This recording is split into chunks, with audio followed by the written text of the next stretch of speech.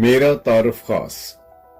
वो हमसे पूछते हैं कि बताओ गालिब कौन है, कोई हमें बताए कि हम उन्हें बतलाएं क्या। लोकां नूं महसूस होए ना होए, पर मैनू हुण यकीन होना शुरू हो गया है कि मैं वाकई ही 70-72 ਦੇ ਪੜਾਅ ਨੂੰ ਵੀ ਉਲੰਘ ਗਿਆ ਹਾਂ। 70 का मतहीन ਤਾਂ ਗੁਰੂ ਨਾਨਕ ਦੇਵ ਜੀ ਵੀ ਕਹਿ ਗਏ ਹਨ। ਵੈਸੇ ਮੇਰੇ ਇੱਕ ਮਿੱਤਰ ਰੇਡੀਓ ਸਟੇਸ਼ਨ ਤੋਂ ਰਿਟਾਇਰ ਹੋ ਕੇ ਕਿਹਾ ਕਰਦੇ ਸਨ ਕਿ 60 ਸਾਲ ਦੀ ਆਯੂ ਹੋ ਗਈ, ਹੋਰ 50-60 ਸਾਲ ਜੀਣਾ ਹੈ, ਕਾਹਨੂੰ ਕੁੜਕੁੜ ਕਰੀਏ।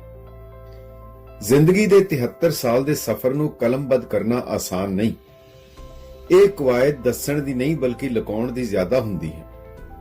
1947 ਵਿੱਚ ਹੋਈ ਦੇਸ਼ ਦੀ ਖੂਨੀ ਵੰਡ, ਇਸ ਵੱਡ ਵਡਾਗੇ ਨਾਲ ਇਹ ਹੋਇਆ ਕਿ ਐਸੇ ਵੈਸੇ ਕੈਸੇ ਕੈਸੇ ਹੋ ਗਏ, ਕੈਸੇ ਕੈਸੇ ਐਸੇ ਵੈਸੇ ਹੋ ਗਏ।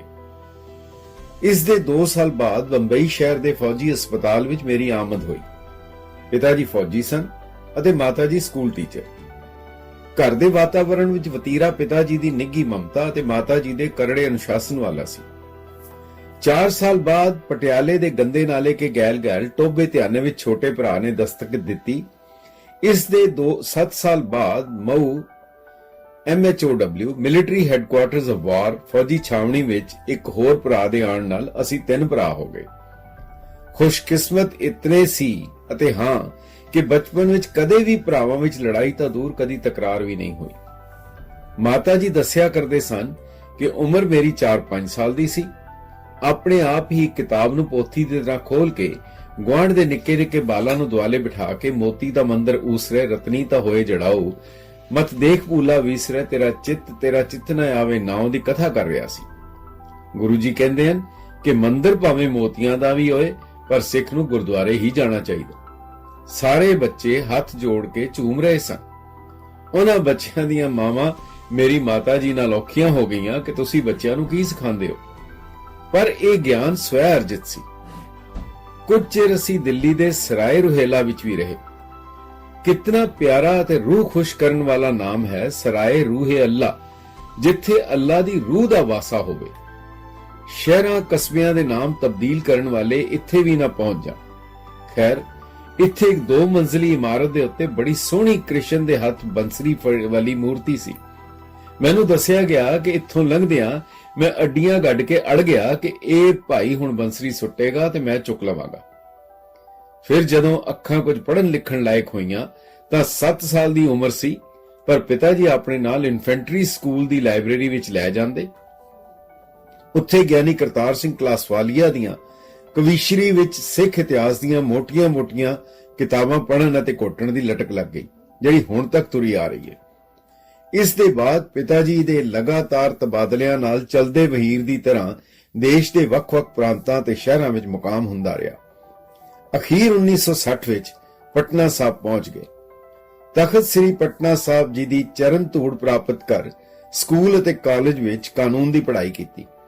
ਇੱਥੇ ਵੀ ਕੋਰਸ ਦੀਆਂ ਕਿਤਾਬਾਂ ਘੱਟ ਪਰ ਬਾਹਰਲੀਆਂ ਕਈ ਗੁਣਾ ਵੱਧ ਕਿਤਾਬਾਂ ਕੋਕ ਲਈਆਂ। ਰਿੜ ਖਿੜ ਕੇ ਪੜ੍ਹਾਈ ਮੁਕੰਮਲ ਕਰਕੇ ਕੁਝ ਚਿਰ ਹੱਟੀ ਤੇ ਫਿਰ ਵਕਾਲਤ ਸ਼ੁਰੂ ਕੀਤੀ।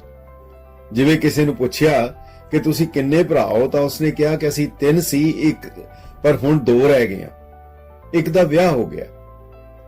1974 ਵਿੱਚ ਮੇਰਾ ਵੀ ਆਨੰਦ ਹੋ ਗਿਆ, ਪਰ ਥੋੜੇ ਚਿਰ ਪਿੱਛੋਂ ਬਾਕੀ ਦੇ 2 ਭਰਾ ਵੀ ਇਸ ਰਸਤੇ ਆ ਗਏ। ਸਹੁਰਾ ਸਾਹਿਬ ਦੀਆਂ 3 ਧੀਆਂ, ਮਿਲੇ 3 ਜਵਾਈ, ਧੀਆਂ ਗਊ ਤੇ ਜਵਾਈ ਸਾਨ। 1984 ਦੇ ਵਾਵਰੋਲੇ ਵਿੱਚ ਬਿਹਾਰ ਤੋਂ ਹਿਜਰਤ ਕਰਕੇ ਜਲੰਧਰ ਪੜਾ ਕੀਤਾ। ਤੁਰਨ ਵੇਲੇ ਇੱਕ ਪਰਿਵਾਰਕ ਮਿੱਤਰ ਨੇ ਪਿਤਾ ਜੀ ਨੂੰ ਕਿਹਾ ਕਿ ਮੌਤ ਇੱਥੇ ਵੀ ਹੈ ਤੇ ਉੱਥੇ ਵੀ, ਕਿਉਂ ਜਾ ਰਹੇ ਹੋ? ਪਿਤਾ ਜੀ ਨੇ ਜਵਾਬ ਦਿੱਤਾ, ਬਾ ਅਤੇ ਬੇ ਦਾ ਫਰਕ ਹੈ। ਉਹ ਕਹਿਣ ਲੱਗੇ, ਸਮਝ ਨਹੀਂ ਆਈ।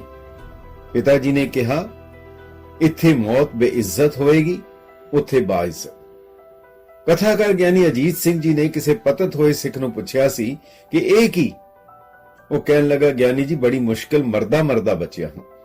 ਗਿਆਨੀ ਜੀ ਨੇ ਕਿਹਾ, ਠੀਕ ਹੈ, ਕਿਧਰੇ ਬਚਦਾ ਨਾ ਮਾਰਿਆ ਜਾਏ। ਪੰਜਾਬ ਪਹੁੰਚ ਕੇ ਲਾਅ ਕਾਲਜ ਵਿੱਚ ਅਧਿਆਪਨ ਵੀ ਕੀਤਾ ਤੇ ਵਕਾਲਤ ਜਾਰੀ ਰੱਖੀ, ਜੋ ਕਾਫੀ ਮਕਬੂਲ ਰਹੀ। ਕਾਨੂੰਨ ਦੀਆਂ ਘੁੰਡੀਆਂ ਨੂੰ ਹੋਰ ਪੀੜਾ ਕਰਨ ਤੇ ਕਮਿਊਨਿਟੀ ਲੈਜਿਸਲੇਸ਼ਨ ਵਿੱਚ ਦਿਲਚਸਪੀ ਕਾਰਨ ਪੰਥਕ ਮਸਲਿਆਂ ਵਿੱਚ ਕੋਈ ਯੋਗਦਾਨ ਪਾਉਣ ਦਾ ਮੌਕਾ ਮਿਲਿਆ। ਹੁਣ ਕੁਝ ਸਾਲਾਂ ਤੋਂ ਅਮਰੀਕਾ ਵਿੱਚ ਨਿਵਾਸ ਹੈ। ਨਾਨਕੇ ਦਾਦਕੇ ਸਾਰਾ ਪਰਿਵਾਰ ਸਿੱਖੀ ਦੇ ਨਾਲ ਦ੍ਰਿੜ ਪੰਥਕ ਸੀ। ਗੁਰਬਾਣੀ ਵਿੱਚ ਮਾਤਾ ਜੀ ਅਤੇ ਪੰਥਕ ਮਾਮਲਿਆਂ ਵਿੱਚ ਪਿਤਾ ਜੀ ਦੀ ਯਾਦਾਸ਼ਤ ਕਮਾਲ ਦੀ ਸੀ। ਉਹਨਾਂ ਨੇ ਕਿਸੇ ਲੀਡਰ ਦੀ ਸਟੇਟਮੈਂਟ, ਸਪੀਚ ਜਾਂ ਘਟਨਾ ਦਾ ਜ਼ਿਕਰ ਕਰਨਾ ਤੇ ਮੈਂ ਵੱਖ-ਵੱਖ ਲਾਇਬ੍ਰੇਰੀਆਂ ਵਿੱਚੋਂ ਢੂੰਡ ਕੇ ਲੈ ਆਣੀ। ਇਹ ਪਿਛਲੀ ਅੱਧੀ ਸਦੀ ਤੋਂ ਵੱਧ ਦਾ ਇਕੱਠਾ ਕੀਤਾ ਕੀਮਤੀ ਖਜ਼ਾਨਾ ਹੈ। ਸ਼੍ਰੋਮਣੀ ਕਮੇਟੀ ਨੇ ਧਾਰਮਿਕ ਮਾਮਲਿਆਂ ਲਈ ਆਪਣਾ ਦੂਤ ਡੈਜ਼ਿਗਨੇਟਿਡ ਇਨਵਾਈ ਨਿਯੁਕਤ ਕੀਤਾ। ਕਦੀ ਵੀ ਕਿਸੇ ਰਾਜਨੀਤਿਕ ਪਾਰਟੀ, ਧੜੇ, ਸੰਸਥਾ ਦਾ ਅਹੁਦਾ ਨਹੀਂ ਲਿਆ, ਪਰ ਪਿਤਾ ਪੁਰਖੀ ਵਿਰਾਸਤ ਦੀ ਬਦੌਲਤ ਧਾਰਮਿਕ ਅਤੇ ਪੰਥਕ ਮਸਲਿਆਂ ਵਿੱਚ ਸਰਗਰਮ ਰੋਲ ਅਦਾ ਕੀਤਾ। ਇਸ ਵਿੱਚ ਕਈ ਪੰਥ ਵਿਰੋਧੀ ਵਿਅਕਤੀਆਂ ਤੇ ਸ਼ਕਤੀਆਂ ਤੇ ਕਰੜੇ ਪੰਥਕ ਜ਼ਾਬਤੇ ਦੀ ਕਾਰਵਾਈ ਵੀ ਹੋਈ। ਇੱਕ ਦਿਨ ਮੇਰੇ ਦਾਰ ਜੀ, ਮੇਰੇ ਪਿਤਾ ਜੀ, ਉਹਨਾਂ ਦਾ ਕਿਹਾ ਇੱਕ ਛੋਟਾ ਜਿਹਾ ਲਫ਼ਜ਼ ਤੁਰ ਅੰਦਰ ਤੱਕ ਵਿੰਨ ਗਿਆ। ਉਹਨਾਂ ਪਹਿਲੀ ਵਾਰ ਮੈਨੂੰ ਤੂੰ ਦੀ ਬਜਾਏ ਤੁਸੀਂ ਕਿਹਾ। ਕੀ ਉਹਨਾਂ ਦੀ ਦ੍ਰਿੜ ਸ਼ਖਸੀਅਤ ਖੁਰ ਰਹੀ ਸੀ? ਸਰੀਰਕ ਤੌਰ ਤੇ ਰੋਗ ਹੁੰਦਿਆਂ ਹੋਇਆਂ ਵੀ ਉਹ ਹਰ ਸਮੇਂ ਦੁਹਰਾਉਂਦੇ ਸਨ, ਕਲਗੀਆਂ ਵਾਲੇ ਨਾ ਦੂਜਾ ਵੇਖਾ। ਸਤਿਗੁਰ ਜੀ ਦੀ ਅਪਾਰ ਕਿਰਪਾ ਸਦਕਾ ਦੋਤਰੇ ਪੋਤਰੇ ਹੋ ਗਏ, ਪਰ ਮਾਪਿਆਂ ਦੀ ਨਿੱਘੀ ਛਾਂ ਅਲੋਪ ਹੋ ਕੇ ਯਤੀਮ ਕਰ ਗਈ। ਮਾਪੇ ਕੀ ਹਨ, ਇਹ ਅਹਿਸਾਸ ਇਸ ਤੋਂ ਬਾਅਦ ਹੀ ਲੱਗਦਾ ਹੈ, ਪਰ ਉਹਨਾਂ ਦੀ ਹਯਾਤੀ ਵਿੱਚ ਕੀਤੀਆਂ ਅਵੱਗਿਆ, ਹੁਕਮ ਅਦੂਲੀਆਂ ਸੀਨੇ ਸੂਲ ਬਣ ਕੇ ਚੁਭਦੀਆਂ ਹਨ, ਪਰ ਇਹ ਸੋਝੀ ਬਹੁਤ ਦੇਰ ਨਾਲ ਆਉਂਦੀ ਹੈ।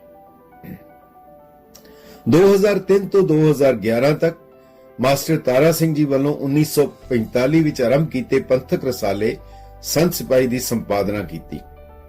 ਇਸ ਦੇ ਨਾਲ ਹੀ ਕਈ ਕਿਤਾਬਾਂ ਕਲਮਬੱਧ ਕੀਤੀਆਂ, ਜਿਨ੍ਹਾਂ ਵਿੱਚ ਇੱਕ ਖਤ ਭਾਈ ਤਾਰੂ ਸਿੰਘ ਦੇ ਵਾਰਿਸ ਦੇ ਨਾਮ, ਪੰਥਕ ਨਜ਼ਰ, ਸਾਖੀ ਰਹਿਤ ਮਰਿਆਦਾ ਜੀ ਕੀ ਆਦ, 5-6 ਕਿਤਾਬਾਂ ਤੇ ਕਲਮ ਦਾ ਘਸੀਟਣਾ ਜਾਰੀ ਹੈ।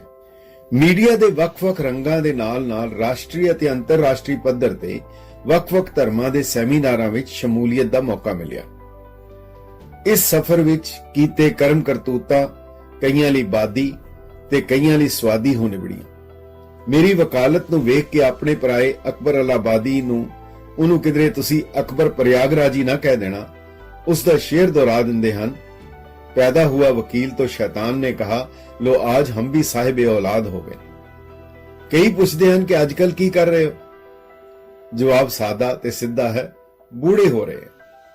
ਇਹ ਵੀ ਕੋਈ ਘੱਟ ਕੰਮ ਤਾਂ ਨਹੀਂ। ਇਸ ਸਾਰੇ ਸਫ਼ਰ ਵਿੱਚ ਦੋ ਗੱਲਾਂ ਦਾ ਖਾਸ ਧਿਆਨ ਰੱਖਿਆ। ਪਹਿਲਾ, ਸ਼ੇਖ ਸਾਦੀ ਦਾ ਕਥਨ ਕਿ ਤੇਰੇ ਕੋਲ ਸਮਾਂ ਘੱਟ ਹੈ, ਜੋ ਕਹਿਣਾ ਕਹਿ ਲੈ, ਉਸ ਦੇ ਸ਼ਟ ਅਪ ਕਹਿਣ ਤੋਂ ਪਹਿਲੇ। ਦੂਸਰਾ, ਜੋ ਵੀ ਲਿਖਣਾ ਹੈ ਉਹ ਜਾਂ ਤਾਂ ਸੋਚ ਨੂੰ ਹਲੂਣਾ ਦੇਣ ਵਾਲਾ ਹੋਵੇ ਅਤੇ ਜਾਂ ਖੁੰਦਕ ਦਿਵਾਏ, ਜਾਂ ਪ੍ਰੋਵੋਕੇਟਿਵ ਹੋਏ ਜਾਂ ਥਾਟ ਪ੍ਰੋਵੋਕਿੰਗ। ਇੱਕ ਸ਼ਿਕਾਇਤ ਕਈਆਂ ਦੀ ਹੈ ਕਿ ਤੂੰ ਕਿਸ ਧਿਰ ਜਾਂ ਧੜੇ ਨਾਲ ਹੈ, ਇਹ ਤਾਂ ਪਤਾ ਹੀ ਨਹੀਂ ਲੱਗਦਾ। ਮੇਰਾ ਕਹਿਣਾ ਹੈ ਕਿ ਇਹ ਤਾਂ ਪੋਸਟਮਾਰਟਮ ਨਾਲ ਪਤਾ ਲੱਗ ਹੀ ਜਾਏਗਾ। ਇਸ ਸਫ਼ਰ ਦੇ ਖਾਤਮੇ ਦੇ ਬਾਅਦ ਕੀ ਹੋਣਾ ਹੈ, ਕੀ ਸਜ਼ਾ ਮਿਲਣੀ ਹੈ, ਉਸ ਬਾਰੇ ਮੈਨੂੰ ਕੋਈ ਭੁਲੇਖਾ ਨਹੀਂ। ਇਸ ਲਈ ਪੰਡਤਾਂ, ਜੋਤਸ਼ੀਆਂ, ਨਜੂਮੀਆਂ ਕੋਲ ਜਾਣ ਦੀ ਲੋੜ ਨਹੀਂ। ਤਾਈਓ ਤਾਂ ਮੁੜ-ਮੁੜ ਇਹ ਸਤਰਾਂ ਜ਼ਬਾਨ ਤੇ ਆਂਦੀਆਂ ਹਨ, ਪ੍ਰੀਤਮ ਜੇ ਤੂੰ ਮਿਲਣਾ ਚਾਹਵੇਂ, ਮੈਂ ਮੁੜ-ਮੁੜ ਲੁਕ-ਲੁਕ ਜਾਵਾਂ। ਮੈਂ ਹੋਛੀ ਤੇ ਅਤ ਕਮੀਨੀ, ਤੁਧ ਮੁਖੜਾ ਕਿੰਜ ਦਿਖਲਾਵਾਂ। ਦੂਰੋਂ ਹੀ ਮੈਨੂੰ ਦੇ ਅਸੀਸਾਂ, ਯਾਦ ਤੇਰੀ ਵਿੱਚ ਗੁੜ-ਗੁੜ ਗੋਤੇ ਖਾਵਾਂ। ਮੈਨੂੰ ਨਹੀਂ ਕੋਈ ਯਾਰ ਹੀ ਲੱਭਦਾ, ਮੈਂ ਤੁਧ ਬਿਨ ਕਿਤ ਦਰ ਜਾਵਾਂ। ਵਾਹਿਗੁਰੂ ਜੀ ਕਾ ਖਾਲਸਾ, ਵਾਹਿਗੁਰੂ ਜੀ ਕੀ ਫਤਿਹ।